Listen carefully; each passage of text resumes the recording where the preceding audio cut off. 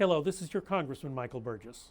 This weekend, as we reflect on Independence Day and the freedom that we enjoy as Americans, it is right for us to recognize the men and women in uniform who sacrifice for that freedom. I have long believed the American military is the arsenal of democracy, and it is critical for upholding the free world.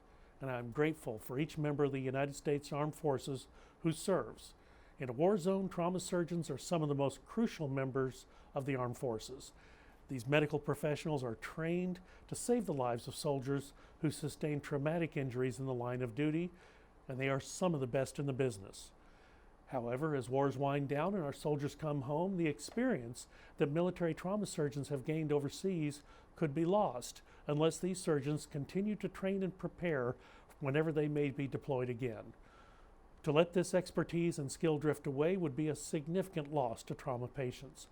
Fortunately, there is a way that we can ensure these surgeons' experiences can be put to use to help other American patients who need it. Trauma is not limited to the battlefields and active conflicts. Unfortunately, no community is immune from the threat of traumatic injury, and community doctors must be prepared to give life-saving care to trauma victims. One way that we can improve care for trauma victims is to connect American patients with battle-tested trauma care physicians and the expertise of military trauma care providers.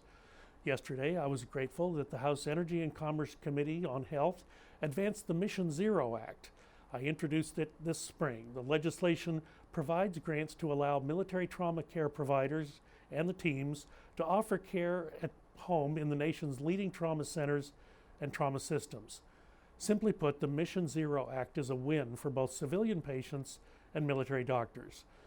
These grants will keep our military trauma preparedness high while increasing the capacity and expertise of these domestic trauma centers across the United States.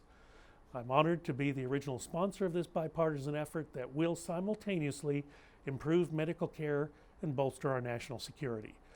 This weekend, I hope that you and your family have a safe and happy 4th of July celebration.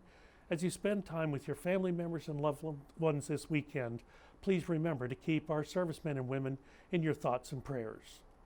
As always, I appreciate your comments and your questions on this issue or any other issue. May God bless you and your family. And as the song says, God bless you, Texas.